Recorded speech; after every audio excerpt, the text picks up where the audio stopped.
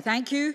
The final item of business is a members' business debate on motion 10407, the name of Stewart Stevenson, on electronic and internet voting. This debate will be concluded without any questions being put, and I ask those members who wish to speak in the debate to please press the request to speak buttons now. I call on Stewart Stevenson to open the debate. Mr. Stevenson, I see you. 7 minutes, please. Thank you very much, Presiding Officer. And let me start by drawing attention to my register of interests, in particular my membership of the Institution of Engineering and Technology, the IET, which is promoting e-voting, and to my membership of the Association for Computing Machinery, the ACM, which is leading debate on the subject in the USA in particular. Professor of Computer Science at Stanford University, David Dill, who is the founder of the Verified Voting Foundation, captures the challenge of electronic voting, indeed any form of voting, when he wrote, "The winners of an election are usually satisfied with the outcome, but it is often more challenging to persuade the losers and their supporters that they lost. To that end, it is not sufficient that election results be accurate. The public must also know that the results are accurate, which can only be achieved if conduct of the election is sufficiently transparent that candidates, the press, the general public can satisfy themselves that no errors or cheating have occurred."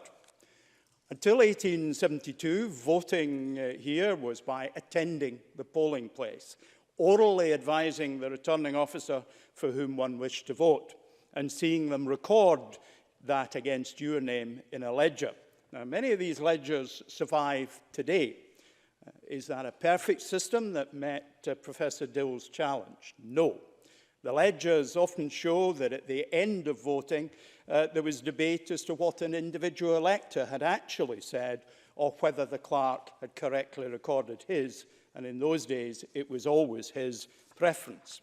The change to the use of voting papers in a ballot box was solely because changes in the franchise qualification led to a dramatic rise in electors, and oral voting was too cumbersome. We have today a system that works pretty well, that those who vote have confidence in, that broadly allows losers in particular to observe the process and be reconciled to the fact that their loss derives from their having failed to win the argument, rather than from the voting system having cheated them. The Open Rights Group say that any voting system must be secure, anonymous, and verifiable. Technologists accept these tests, with Professor Dill quoting the ACM, "Voting systems should enable each voter to inspect a physical record to verify that his or her vote has been accurately cast and to serve as an independent check on the result."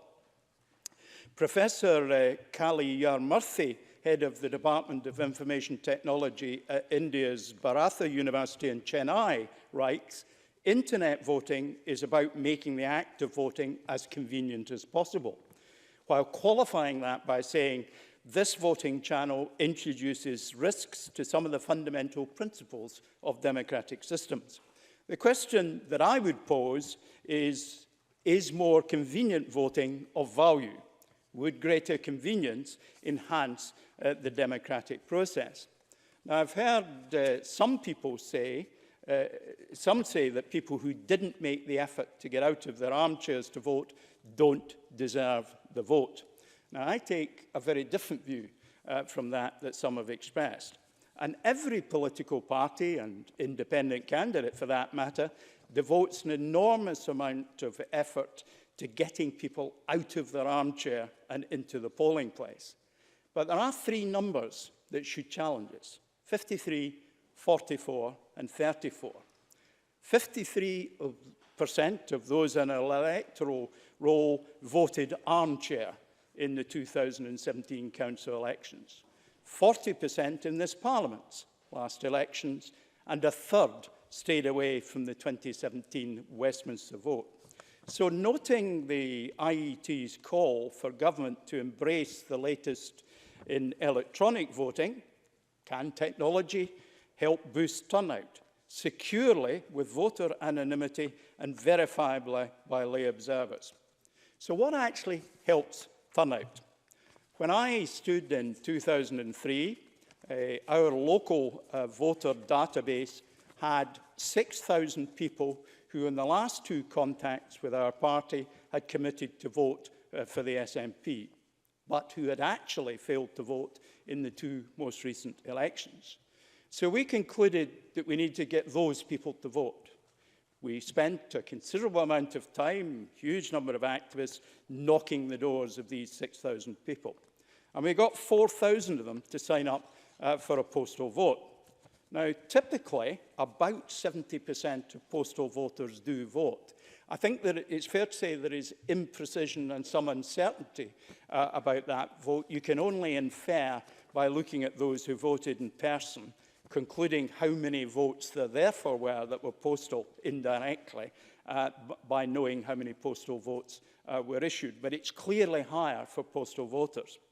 And in the example that I cite from 2003, in an election when across Scotland the SNP's vote was heading downwards, pretty sharply downwards, it's worth saying, our local vote went up by 3,000. Now, you may care to think about that. We signed up 4,000 postal voters. I assert 70% of postal voters vote. So therefore, I can draw a line between the effort we made to get 4,000 people signed up for postal vote and an increase in our vote of 3,000.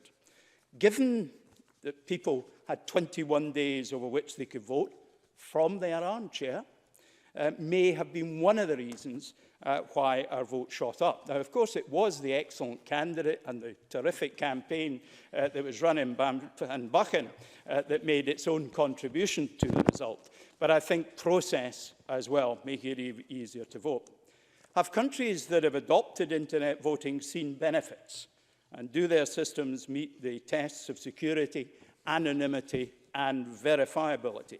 There's pretty mixed results, but there is some substantial evidence of increased voting.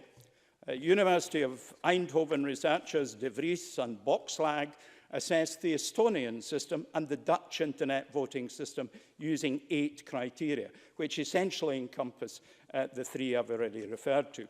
Estonia, generally regarded as the most advanced online country after the cyber attack from the Russians shortly after they became independent, did not meet the Open Right Group's 3 tests. It only met 2 of them and passed only half of the Eindhoven researchers' criteria.